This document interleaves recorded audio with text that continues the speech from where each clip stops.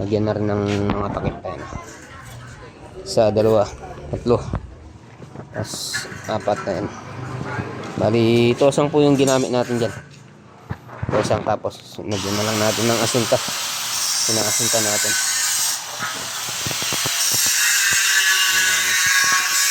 Nagawa ng gate. Parang bapang lander. Dito po yan, sa taas. Saka dito, pinalalagyan din ng gate. Ayan, tapos tinapingan na rin. Ayan, may tiles na rin po yan. Gawas out na si Bapang Nel.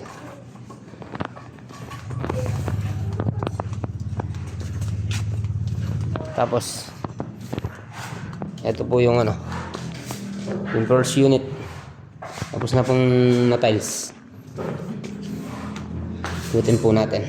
Ayan, nabataan na rin po yung mga mga wall at saka ceiling. Ayan, nakalalagay din naman po ito itong toilet. Ayan. Malaki po yung CR nya kumpara sa ibang toilet. Tapos na rin pong nag-route. Ayan, gin-route na rin kanina. Ayan. Ayan, may lababo. Ito yung lababo. Ayan. Tapos dito si Pinsan Benji, nagtatiles na rin. Shout out kay Mike. Ayan.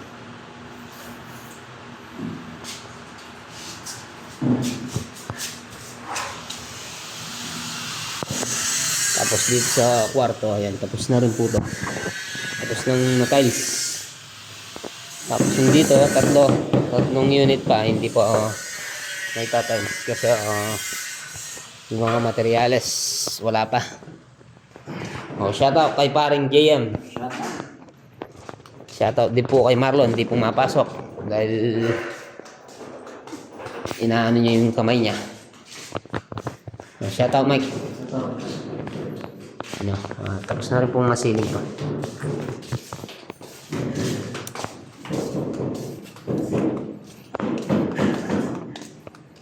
Halos ito na lang po hindi natatiles itong tatlong unit eh.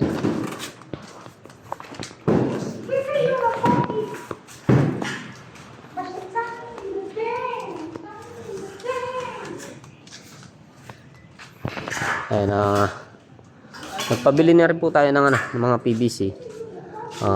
Assemble na po natin mga downspout. Bali yan, nagpabili tayo ng apat na PVC tapos 10 elbow 90 degrees. Tapos ayan, ano yun na lang po ito, babataan na lang po ito. Ayan po yung design ni Darambeng, pass out at saka tiles po siya sa gitna, pass out po sa gilid. Shout out. Bakit mo din yan loko? May pakailiya kaya kayo.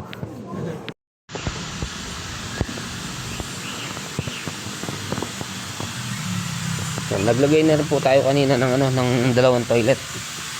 Yung sa dito at tapos yung sa harapan, yung sa gitna. Sa aking mga faucet.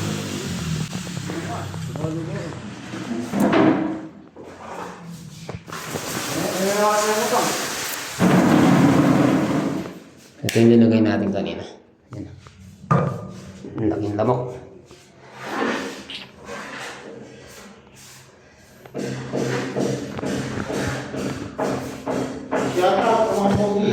Shout out. Sa toilet, wala pa siyang tiles. Ayan. Bumili muna si Bapantik Boy kanina. Ayan. Halos ito na lang po hindi nalagyan eh. Itong dalawang to. Tapos na siya sa CR. Nasa baba yung tiles nun. Di-deliver lang kanina. Nagingin na si John Lloyd.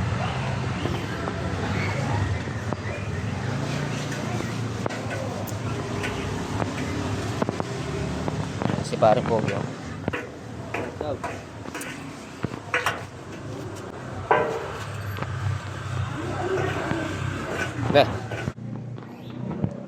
meron na pong laman to. May mga gamit na po yung lumipat dito. Ayan. May-ari po nito yung taga-Aspire. Tapos ayan, lagyan natin ng ano kanina, yung toilet at saka yung mga bidet. Bali, kulang na lang po dyan yung faucet. Faucet na lang po yung kulang. Tapos dito, ayan, konting ayos na lang po to. Tapos na rin po to.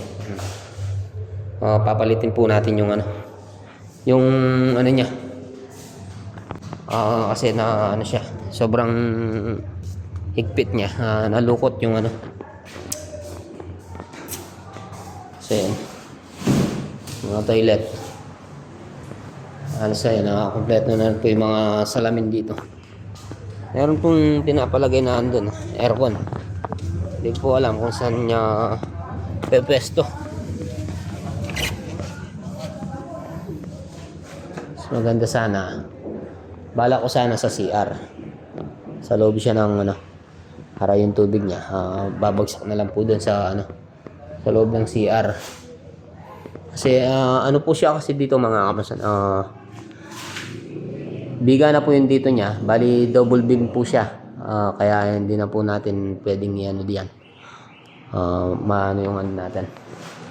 Ano po yung mga gamit niya. Nagtitinda po siya ng ano, ng mga tasak, kaldero, at saka pinggan. Ayan. Si ma'am.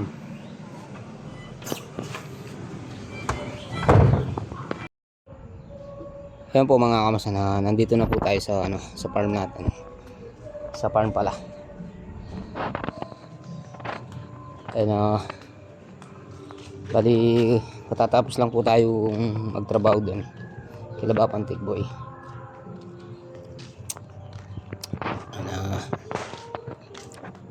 Pinakawalan natin yung mga alaga natin. Tapos ayan, linipat na po natin dito yung ano, yung mga ng malunggay kasi nung malakas po yung ulan nung Martes po yata or ay nung Sabado po yata, malakas po yung ulan. Naputol po yun, nabali sobrang lakas ng ulan, bumigay. Tapos yung parang yung pakiling tinanggal na po namin.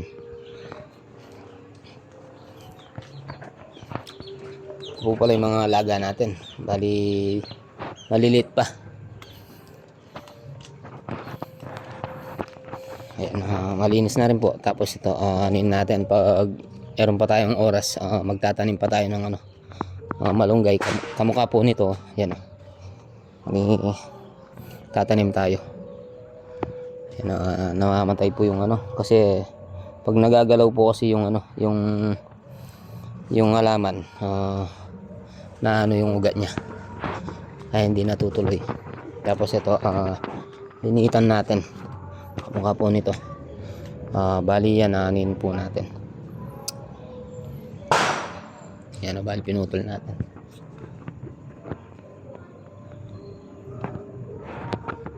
Ito puputulin din po natin yan, bawasan pa natin kasi masyado siyang malaki. Tsaka yun tanggalin po natin yan, magbabawas tayo ng ano, mga halaman.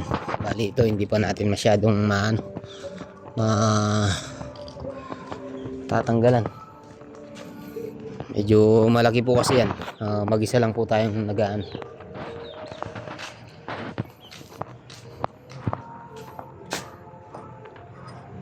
Pinakawalan natin yung mga alaga natin.